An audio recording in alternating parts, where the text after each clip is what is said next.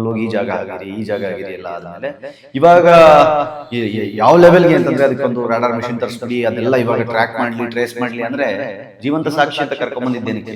ಯಾರೂ ಸಹಿತ ಸೌಜನ್ಯ ಪರ ಹೋರಾಟಗಾರರ ಅಲ್ಲ. ಯಾಕಂದ್ರೆ ಅವಳಿಗೆ ನ್ಯಾಯ ಸಿಗೋದು ಇವರಿಗೆ ಬೇಕಾಗಿಲ್ಲ. ಅವ್ರ ಹತ್ರ ಇರುವ ಯಾವುದೇ ಸಾಕ್ಷಿಗಳನ್ನು ಅವರು ಇಲ್ಲಿಯ ತನಕ ಯಾರಿಗೂ ಕೊಟ್ಟಿಲ್ಲ. ಯಾಕಂದ್ರೆ ಅವರಿಗೆ ಸೌಜನ್ಯಾಗಿ ನ್ಯಾಯ ಸಿಗೋದು ಬೇಕಾಗಿಲ್ಲ. ಅಯ್ಯೋ ಇದು ಸಿಕ್ಕಿದೆ ಅದು ಸಿಕ್ಕಿದೆ ಅಂತೆಲ್ಲ ಕತೆ ಹೊಡಿ ಜನರನ್ನು ನಂಬಿಸಿ ಯಾಮಾರಿಸಿದಾಗೋಯ್ತು. ಆಮೇಲೆ ಏನೇ ಕೇಳಿದ್ರು SITಯ ಬಲ್ಲ ಮೂಲಗಳಿಂದ, SITಯ ಮಾಹಿತಿಗಳಿಂದ, ನನ್ನ ಧರ್ಮದ ನನ್ನ ದೇವಾಲಯದ ಬಗ್ಗೆ ನಾನು ಮಾತಾಡೋಕೆ ಪೇಮೆಂಟ್ ತಗೋತೀನಿ ಅಂತಾದ್ರೆ ಇನ್ನೊಬ್ಬ ಧರ್ಮೀಯನಿಗೆ ಮತ್ತೊಂದು ಧರ್ಮದ ಬಗ್ಗೆ ಮಾತಾಡೋಕೆ ಪೇಮೆಂಟ್ ಹೋಗಿರಲ್ವಾ? ಸೌಜನ್ಯ ಕೇಸ್ನಲ್ಲಿ ನ್ಯಾಯ ಸಿಗದೆ ಇರೋಕ್ಕೆ ತಡವಾಗೋಕ್ಕೆ ನೀವುಗಳೇ ಕಾರಣ ಅನ್ನೋದನ್ನ ಜಗಜ್ಜಾಹೀರಾಗಿ ಒಪ್ಪಿಕೊಳ್ಳಿ. ಇಲ್ಲಿಯವರೆಗೂ ಸಿಕ್ಕಿದ ಶವಗಳ ಲೆಕ್ಕ ಎಷ್ಟು? ಈ ಮಬ್ಬಿನಿಂದ ಹೊರಗಡೆ ಬಂದ ಸತ್ಯವನ್ನು ನೀವು ಅರ್ಥ ಮಾಡಿಕೊಳ್ಳುವ ದಿನಗಳು ದೂರ ಇಲ್ಲ. ನಮಸ್ಕಾರ, ಸ್ಪೀಡ್ಲೆಸ್ ಕರ್ನಾಟಕದ ವಿಶೇಷ ಕಾರ್ಯಕ್ರಮಕ್ಕೆ ಸ್ವಾಗತ. ನಾನು ನಿಮ್ಮ ಕಿರಿಕೀರ್ತಿ. ಧರ್ಮಸ್ಥಳದ ವಿಷಯದಲ್ಲಿ ಸಾಕಷ್ಟು ಚರ್ಚೆಗಳು ನಡೀತಾ ಇದೆ. ಸಾಕಷ್ಟು ವಿಷಯಗಳನ್ನು ನೀವು ನೋಡ್ತಾ ಇದ್ದೀವಿ. ಅಲ್ಲಿ ಉತ್ಖನನ ಮಾಡಿದ್ರಂತೆ, ಇಲ್ಲಿ ಉತ್ಖನನ ಮಾಡಿದ್ರಂತೆ, ಅಲ್ಲಿ ಅದು ಸಿಕ್ತಂತೆ, ಇಲ್ಲಿ ಇದು ಸಿಕ್ತಂತೆ. ಈ ಅಂತೆ ಕಂತೆಗಳ ಮಧ್ಯೆ ಸಾಕಷ್ಟು ಜನಕ್ಕೆ SIT ಮೂಲಗಳಿಂದ ಸಾಕಷ್ಟು ಮಾಹಿತಿ ಸಿಗ್ತಾ ಇದೆ. ಆದರೆ ಮೂಲ ಎಲ್ಲಿಂದ ಅಂತ ಯಾರಿಗೂ ಗೊತ್ತಿಲ್ಲ.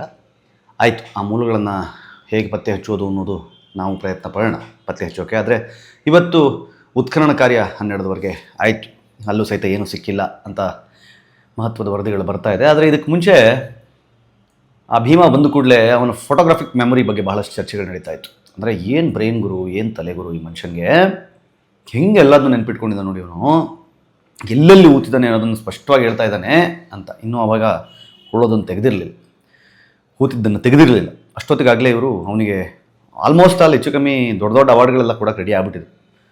ಸೊ ಆಯಿತು, ಭೀಮ ಬಂದಾಯಿತು, ಇವಾಗ ಸ್ಪಾಟ್ಗಳನ್ನು ಗುರುತಿಸಿದ್ದಾಯಿತು. ಅದರಲ್ಲಿ ಸ್ಪಾಟ್ ನಂಬರ್ 6ರಲ್ಲಿ ಮಾತ್ರ ಕೆಲವು ಮೂಳೆಗಳು, 12-20 ಮೂಳೆಗಳು ಸಿಕ್ತು ಅಂತ ಗೊತ್ತಾಗಿದೆ. ಆ ಮೂಳೆ ಯಾವುದ್ರದ್ದು, ಯಂತ್ರದ್ದು, ಯಾವ UD ಯಾರಿಗೆ ಸೇರಿದ್ದು ಅನ್ನೋದು ಗೊತ್ತಾಗ್ಲಿಕ್ಕೆ ಏನು ಭಾಳ ದಿನಗಳು ಬೇಕಾಗಲಿಕ್ಕಿಲ್ಲ. ಅದು ಪಟ ಅಂತ ಆಗುತ್ತೆ. ಅಷ್ಟರೊಳಗೆ ಅಲ್ಲೊಂದು ಡೆಬಿಟ್ ಕಾರ್ಡ್ ಸಿಕ್ತು, ಅಲ್ಲೊಂದು ಪ್ಯಾನ್ ಕಾರ್ಡ್ ಸಿಕ್ತು ಅಂದ ಕೂಡಲೇ ಅದಕ್ಕೂ ಸಹಿತ ಭಾಳ ದೊಡ್ಡ ಸರ್ಟಿಫಿಕೇಟ್ ಕೊಟ್ಟು, ಅದು ಯಾರೋ ಆತ್ಮಹತ್ಯೆ ಮಾಡ್ಕೊಂಡಿದ್ಲು, ಅವಳ ಡೆಬಿಟ್ ಕಾರ್ಡಲ್ಲಿ ಸಿಕ್ತು, ಅವಳ ಪ್ಯಾನ್ ಕಾರ್ಡಲ್ಲಿ ಸಿಕ್ತು ಅಂತೆಲ್ಲ ದೊಡ್ಡ ಕತೆಗಳನ್ನು ಕಟ್ಟೋ ಪ್ರಯತ್ನವನ್ನು ಮಾಡಿದ್ರು. ಆದರೆ ಆ ಕತೆಗಳೆಲ್ಲ ಮಣ್ಣು ತಿಂದು ಹೋದವು ಅಂತ ಗೊತ್ತಾದ ಮೇಲೆ ಸ್ವಲ್ಪ ತೆಪ್ಪು ಕೂತ್ಕೊಳ್ಳ್ರು ಅಂತಂದರೆ ಇವಾಗ ಅದಕ್ಕೆ ಬೇರೆ ಬೇರೆ ರೂಪಗಳನ್ನು ಕೊಡಲಿಕ್ಕೆ ಪ್ರಯತ್ನಗಳನ್ನು ಮಾಡ್ತಾ ಇದ್ದಾರೆ. ಅದೇನೇ ಇರಲಿ, ನಾನು ಹೇಳೋದು ಜನಗಳು ಎಷ್ಟು ಮಬ್ಬಾಗಿದ್ದಾರೆ ಅಂತಂದರೆ, ಪದೇ ಹೇಳ್ತೀನಿ, ನನ್ನ ಕಿರಿಕೀರ್ತಿ ಯೂಟ್ಯೂಬ್ ಚಾನಲಲ್ಲೂ ಇದನ್ನು ಹೇಳ್ತೀನಿ, ಇಲ್ಲೂ ಇದನ್ನೇ ಹೇಳ್ತಾ ಇದ್ದೀನಿ. ಎಷ್ಟು ಮಬ್ಬಾಗಿದ್ದಾರೆ ಅಂತಂದರೆ, ಭೀಮಾ ಬಂದ ಮೇಲೆ ಆಗ್ತಾ ಇರುವಂತಹ ಈ ಉತ್ಖನನ ಕಾರ್ಯಕ್ರಮ ಏನಿದೆ, ಇದನ್ನು ಇವನಲ್ಲಿ ಹೋಗಿ ಈ ಜಾಗ ಆಗಿರಿ ಎಲ್ಲ ಆದಮೇಲೆ ಇವಾಗ ಯಾವ ಲೆವೆಲ್ಗೆ ಅಂತಂದರೆ ಅದಕ್ಕೊಂದು ರಾಡಾರ್ ಮೆಷಿನ್ ತರಿಸ್ಬಿಡಿ, ಅದೆಲ್ಲ ಇವಾಗ ಟ್ರ್ಯಾಕ್ ಮಾಡಲಿ, ಟ್ರೇಸ್ ಮಾಡಲಿ ಅಂದರೆ ಜೀವಂತ ಸಾಕ್ಷಿ ಅಂತ ಕರ್ಕೊಂಬಂದಿದ್ದೇನಕ್ಕೆ? ನೀನು ಎಲ್ಲೆಲ್ಲಿ ಹೂತಿದ್ಯಾ ಅನ್ನೋದನ್ನು ನೀನು ಸ್ಪಷ್ಟವಾಗಿ ಗೊತ್ತು ಅನ್ನೋ ಕಾರಣಕ್ಕೆ ನೀನು ಹೇಳಿದ್ಯಾ, ನೀನು ಹೇಳಿರೋ ಜಾಗದಲ್ಲಿ ಅದು ಸಿಗುತ್ತೆ ಅಂತ ಹೇಳಿರೋ ಕಾರಣಕ್ಕೆ. ಅಷ್ಟು ಮಾತ್ರ ಅಲ್ಲದೆ ನಿಮ್ಮ ಲಾಯರ್ಗಳನ್ನು ನೀವು ಕರೆಸ್ಕೊಂಡ್ರಿ, ಲಾಯರ್ಗಳನ್ನು ಕರೆಸ್ಕೊಂಡು ಲಾಯರ್ಗಳ ಸ್ಟೇಟ್ಮೆಂಟ್ಗಳನ್ನು ಕೊಡ್ಲಿಕ್ಕೆ ಶುರು ಮಾಡಿದ್ರು. ಏನಂತ ಸಾಲು ಸ್ಟೇಟ್ಮೆಂಟ್ಗಳು. ಮೊದಲನೇ ಗುಂಡಿಯಲ್ಲಿ ಇಷ್ಟು ಶವ ಇದೆ, ಎರಡನೇ ಗುಂಡಿಯಲ್ಲಿ ಇಷ್ಟು ಶವ ಇದೆ, 5ರಲ್ಲಿ ಇಷ್ಟಿದೆ, 9 ಬಗ್ಗೆ ಗ್ಯಾರಂಟಿ ಇದೆ ಅಂತೆಲ್ಲ ಹೇಳಿ ಇಲ್ಲಿಯವರೆಗೂ ಸಿಕ್ಕಿದ ಶವಗಳ ಲೆಕ್ಕ ಎಷ್ಟು? ಪಾಯಿಂಟ್ ನಂಬರ್ 6ರಲ್ಲಿ ಮಾತ್ರ ಒಂದು ಶವ ಸಿಕ್ಕಿದೆ. ಅದು ಸಹಿತ ಇನ್ನೂ ಏನು ಆಗಬೇಕು ಅನ್ನೋ ವರದಿ ಬರೋದ್ರಲ್ಲಿದೆ. ಆಮೇಲೆ ನೆನ್ನೆ ಸಿಕ್ಕಿದ ಕೂಡಲೇ ನೆನ್ನೆ ಕೆಲವು ಮಹಾನ್ ವಿದ್ವಾನ್ ಯೂಟ್ಯೂಬ್ ಚಾನಲ್ಗಳು ಏನು 3 ಸಿಕ್ತು, 4 ಸಿಕ್ತು, ಸೀರೆ ಸಿಕ್ತು, ಕುಪ್ಸ ಸಿಕ್ತು, ಅದು ಸಿಕ್ತು, ಇದು ಸಿಕ್ತು ಅಂತೆಲ್ಲ ದೊಡ್ಡ ಕಥೆಗಳು ನೋಡೋದು. ಇವತ್ತಿನ ಪತ್ರಿಕೆಗಳಲ್ಲಿ ವರದಿ ನೋಡಿದಾಗ ಗೊತ್ತಾಗಿದ್ದು ಇದು ಭೀಮನಿಗೆ ಸಂಬಂಧಪಟ್ಟದ್ದೇ ಅಲ್ಲ. ಯಾಕಂದರೆ 1.5-2 ವರ್ಷದ ಹಿಂದೆ ಯಾರೋ ವ್ಯಕ್ತಿ ಅಲ್ಲಿ ಸೂಸೈಡ್ ಮಾಡಿಕೊಂಡು, ಆ ಸೂಸೈಡ್ನಿಂದಾಗಿ ಅವನ ಶವ ಯಾರಿಗೂ ಪತ್ತೆ ಆಗದೇ ಕೊಳತ ವಾಸನೆ ಬರ್ತಿದ್ದಾಗ ಅದನ್ನು ಹೋಗಿ ಪತ್ತೆ ಹಚ್ಚಿದಾಗ ಸೂಸೈಡ್ ಮಾಡಿಕೊಂಡಿರೋ ವ್ಯಕ್ತಿಯ ಹಗ್ಗ ಮತ್ತು ಅವನ ಬಟ್ಟೆ ಪುರುಷ ಅವನು ಸಿಕ್ಕಿದೆ ಅಂತ ಗೊತ್ತಾಗಿದೆ. ಆ ಶವಕ್ಕೂ ಆ ಅಸ್ಥಿಪಂಜರಕ್ಕೂ ಭೀಮಂಗೂ ಸಂಬಂಧ ಇಲ್ಲ, ಅದನ್ನು ತೊಗೊಂಡು ಹೋಗಿದ್ದು ಅಂತಾಯಿತು. ಅಷ್ಟರೊಳಗಡೆ ಅಯ್ಯೋ ಇದು ಸಿಕ್ಕಿದೆ ಅದು ಸಿಕ್ಕಿದೆ ಅಂತೆಲ್ಲ ಕತೆ ಹೊಡಿ ಜನರನ್ನು ನಂಬಿಸಿ ಯಾಮಾರಿಸಿದ್ದಾಗೋಯ್ತು. ಆಮೇಲೆ ಏನೇ ಕೇಳಿದ್ರು SITಯ ಬಲ್ಲ ಮೂಲಗಳಿಂದ, SITಯ ಮಾಹಿತಿಗಳಿಂದ.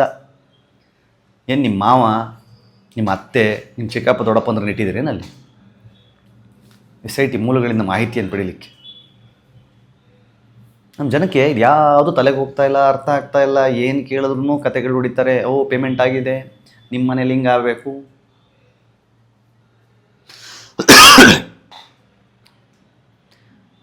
ನಾನು ಪದೇ ಹೇಳ್ತೀನಿ, ನನ್ನ ಧರ್ಮದ ನನ್ನ ದೇವಾಲಯದ ಬಗ್ಗೆ ನಾನು ಮಾತಾಡೋಕ್ಕೆ ಪೇಮೆಂಟ್ ತಗೋತೀನಿ ಅಂತಾದರೆ ಇನ್ನೊಬ್ಬ ಧರ್ಮೀಯನಿಗೆ ಮತ್ತೊಂದು ಧರ್ಮದ ಬಗ್ಗೆ ಮಾತಾಡೋಕ್ಕೆ ಪೇಮೆಂಟ್ ಹೋಗಿರಲ್ವಾ ಅಂತ ಮತ್ತೆ ಕೇಳ್ತಾ ಇದ್ದೀನಿ. ನಮ್ಮ ಹತ್ರ ಬಂದ್ಬಿಟ್ಟು ಪೇಮೆಂಟ್ ಗಿರಾಕಿಗಳು ನಿಮ್ಮ ಮನೇಲಿ ಹಿಂಗಾಗಲಿ ಅನ್ನೋದಕ್ಕೆ ಮುಂಚೆ ವಿಡಿಯೋಗಳ ಕೆಳಗೆ, ಅವರ ದೊಡ್ಡ ಉದ್ದುದ್ದ ಭಾಷಣಗಳ ಕೆಳಗೆ ಹೋಗ್ಬಿಟ್ಟು ಸ್ಪಷ್ಟವಾಗಿ ಕೇಳಿ, ನೀವು ಇಷ್ಟೆಲ್ಲ ಮಾತಾಡ್ತಾ ಇದ್ದೀರಲ್ಲ, ಇದಕ್ಕೆ ಸಾಕ್ಷಿಗಳೆಲ್ಲಿದೆ? ನಮಗೆ ಸಾಕ್ಷಿಗಳನ್ನು ಒದಗಿಸ್ತಿರೋ ಇಲ್ವೋ? ನೀವು ಸಾಕ್ಷಿಗಳನ್ನು ಕೊಡದೇ ಇದ್ದರೆ, ಈಗ SIT ಒಂದು ಇಮೇಲ್ ID ಕೊಟ್ಟಿದೆ. SIT ಒಂದು ವಾಟ್ಸಪ್ ನಂಬರನ್ನು ಕೊಟ್ಟಿದೆ, ಒಂದು ಫೋನ್ ನಂಬರನ್ನು ಕೊಟ್ಟಿದೆ. ನಿಮ್ಮ ಹತ್ರ ಇರುವ ಎಲ್ಲ ಸಾಕ್ಷಿಗಳನ್ನು ಕಲೆ ಹಾಕಿ ಒಟ್ಟು ಮಾಡಿಸಿ ದಯವಿಟ್ಟು ಅದನ್ನು SITಗೆ ತಲುಪಿಸುವ ವ್ಯವಸ್ಥೆಯನ್ನು ನೀವುಗಳು ಮಾಡದೇ ಇದ್ದರೆ ಸೌಜನ್ಯ ಕೇಸ್ನಲ್ಲಿ ನ್ಯಾಯ ಸಿಗದೇ ಇರೋಕ್ಕೆ ತಡವಾಗೋದಕ್ಕೆ ನೀವುಗಳೇ ಕಾರಣ ಅನ್ನೋದನ್ನು ಜಗಜ್ಜಾಹೀರಾಗಿ ಒಪ್ಪಿಕೊಳ್ಳಿ.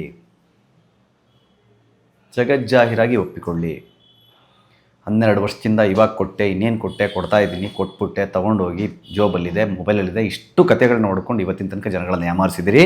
ಇನ್ನೂ ಯಾಮಾರಿಸೋಕ್ಕೆ ಸಾಧ್ಯ ಇಲ್ಲ. 13 ಪಾಯಿಂಟ್ಗಳಲ್ಲಿ 12 ಪಾಯಿಂಟ್ಗಳು ಮುಕ್ತಾಯ ಆಗಿದೆ.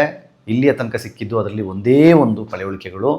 ಅವುಗಳು ಸಹಿತ ಆಲ್ರೆಡಿ 2 ಪೀಸ್ ಆಗಿರುವ ಬುರುಡೆಗಳು ಅಂತ ಗೊತ್ತಾದ ಕೂಡಲೇ ಗೊತ್ತಾಗುತ್ತೆ ಅದು ಆಲ್ರೆಡಿ ಪೋಸ್ಟ್ಪೋನ್ ಆಗಿರುವ ದೇಹ ಅಂತ. ಅದಕ್ಕೆ ಸಂಬಂಧಪಟ್ಟ ದಾಖಲೆಗಳನ್ನು ಕೆಲವು ಮಾಧ್ಯಮಗಳು ಕೊಡ್ತಿದ್ದಾವೆ. ಆದರೂ ಸಹಿತ ನಾವು ಅದ್ರ ಬಗ್ಗೆ ಈಗಲೇ ನಿರ್ಧಾರ ಮಾಡಲಿಕ್ಕೆ ಹೋಗಲ್ಲ. FSLನಿಂದ ವರದಿಗಳು ಬರಲಿ, ವರದಿ ಬಂದಮೇಲೆ ನಾವು ಅದನ್ನು ಮಾತಾಡ್ತೀವಿ ಅಂತ. ಈ ಚಾನೆಲ್ನ ಮುಖಾಂತರ ಸ್ಪೀಡ್ ಪ್ಲಸ್ ಕರ್ನಾಟಕದ ಮುಖಾಂತರ ನಾನು ಹೇಳೋಕ್ಕೆ ಪ್ರಯತ್ನ ಪಡ್ತಾ ಇರೋದು, ದಯವಿಟ್ಟು ಜನಗಳೇ ಈ ಮಬ್ಬಿನಿಂದ ಸ್ವಲ್ಪ ಹೊರಗಡೆ ಬಂದು ಪ್ರಾಕ್ಟಿಕ್ಯಾಲಿಟಿ ಏನು, ಸತ್ಯ ಏನು, ಸೌಜನ್ಯನ ಹೆಸರಲ್ಲಿ ಯಾರು ಇಲ್ಲಿಯ ತನಕ ಅದನ್ನು ಶೀಲ್ಡ್ ಆಗಿ ಇಟ್ಕೊಂಡು ಧರ್ಮಸ್ಥಳವನ್ನು ಟಾರ್ಗೆಟ್ ಮಾಡಿದ್ರು ಅನ್ನೋದನ್ನು ಅರ್ಥ ಮಾಡ್ಕೊಳ್ಳಿ. ಆ್ಯಂಡ್ ಮತ್ತೊಂದು ವಿಷಯ ನಿಮಗೆ ಸ್ಪಷ್ಟವಾಗಿ ಗೊತ್ತಿರಲಿ, ಧರ್ಮಸ್ಥಳದ ಪರವಾಗಿದ್ದವನು ಸೌಜನ್ಯ ಪರ ಇರಬಾರ್ದು ಅಂತ ಯಾವ ರೂಲ್ಸೂ ಇಲ್ಲ. ಸೌಜನ್ಯ ಪರವಾಗಿ ನಿಂತವನು ಧರ್ಮಸ್ಥಳದ ಪರವಾಗಿರಬಾರ್ದು ಅಂತ ಯಾವ ರೂಲ್ಸೂ ಇಲ್ಲ. ಆದರೆ ಇವರು ಧರ್ಮಸ್ಥಳದ ಪರವಾಗಿ ನಿಂತಿದ್ದೀವಿ ಅಂತ ಮಾತ್ರಕ್ಕೆ ನಮ್ಮನ್ನು ಸೌಜನ್ಯ ವಿರೋಧಿ ಅಂತ ಬಿಂಬಿಸ್ತಾ ಇದ್ದಾರೆ. ನೆನಪಿರಲಿ, ನಮ್ಮ ಎಲ್ಲ ವಿಡಿಯೋಗಳಲ್ಲೂ ನಮ್ಮ ಮೊದಲ ಹ್ಯಾಶ್ಟ್ಯಾಗ್ ಜಸ್ಟಿಸ್ ಫಾರ್ ಸೌಜನ್ಯ. ನಿಜವಾಗಿಯೂ ಇವತ್ತು ಹೋರಾಟಗಾರರು ಅಂತ ಕರೆಸ್ಕೊಳ್ತಾ ಇರುವಂತಹ ಮಹೇಶ್ ತಿಮ್ರೋಡಿ ಇರ್ಬೋದು, ಗಿರೀಶ್ ಮಟ್ಟಣ್ಣನವರು ಇರ್ಬೋದು, ಸಮೀರ್ ಇರ್ಬೋದು, ಇವರು ಯಾರೂ ಸಹಿತ ಸೌಜನ್ಯ ಪರ ಹೋರಾಟಗಾರರಲ್ಲ. ಯಾಕಂದರೆ ಅವಳಿಗೆ ನ್ಯಾಯ ಸಿಗೋದು ಇವರಿಗೆ ಬೇಕಾಗಿಲ್ಲ. ಅವರ ಹತ್ರ ಇರುವ ಯಾವುದೇ ಸಾಕ್ಷಿಗಳನ್ನು ಅವರು ಇಲ್ಲಿಯ ತನಕ ಯಾರಿಗೂ ಕೊಟ್ಟಿಲ್ಲ. ಯಾಕಂದರೆ ಅವರಿಗೆ ಸೌಜನ್ಯಗೆ ನ್ಯಾಯ ಸಿಗೋದು ಬೇಕಾಗಿಲ್ಲ. ಅವರು ಆರಂಭಿಕ ಹೋರಾಟವನ್ನು ಆರಂಭಿಸಿದಾಗ ಹೇಳಿದ್ದೊಂದೇ ಮಾತು, ನಮ್ಮ ಹೋರಾಟ ಸೌಜನ್ಯಗೆ ನ್ಯಾಯ ಕೊಡಿಸೋದು ಅಂತ. ಆದರೆ ಇತ್ತೀಚಿನ ದಿನಗಳಲ್ಲಿ ಅವರು ವಿಡಿಯೋದಲ್ಲಿ ಸ್ಪಷ್ಟವಾಗಿ ಹೇಳ್ತಾ ಇದ್ದಾರೆ, ನಮ್ಮ ಹೋರಾಟ ಏನಿದ್ರು ನಕಲಿ ಮಾನವನನ್ನು ಕೆಳಗಡೆ ಇಳಿಸೋದು ಅಂತ. ಅವರ ಹೋರಾಟದ ರೂಪುರೇಷೆ ಬದಲಾಗಿದೆ, ಅವರ ಹೋರಾಟದ ಉದ್ದೇಶ ಬದಲಾಗಿದೆ ಅನ್ನೋದನ್ನು ನಿಮಗೆ ಅರ್ಥ ಮಾಡಿಸುವ ನಿಟ್ಟಿನಲ್ಲಿ ಈ ತರಹದ ವಿಡಿಯೋಗಳನ್ನು ನೀವು ನೆಗೆಟಿವ್ ಕಮೆಂಟ್ ಮಾಡಿದರೂ ಸಹಿತ, ನೀವು ಕೆಟ್ಟದಾಗಿ ಮಾತಾಡಿದರೂ ಸಹಿತ ಮಾಡಿ ನಿಮಗೆ ತಿಳಿಸುವ ಪ್ರಯತ್ನವನ್ನು ನಾನು ಮಾಡ್ತಾ ಇರ್ತೀನಿ. ಯಾಕಂತಂದರೆ ಈ ಮಬ್ಬಿನಿಂದ ಹೊರಗಡೆ ಬಂದು ಸತ್ಯವನ್ನು ನೀವು ಅರ್ಥ ಮಾಡಿಕೊಳ್ಳುವ ದಿನಗಳು ದೂರ ಇಲ್ಲ ಅನ್ನೋದನ್ನು ನಿಮಗೆ ಅರ್ಥ ಮಾಡಿಸುವ ಸಲುವಾಗಿ. ಜಸ್ಟಿಸ್ ಫಾರ್ ಸೌಜನ್ಯ, ಧರ್ಮಸ್ಥಳ ರಕ್ಷಿತಃ. ನಮಸ್ಕಾರ.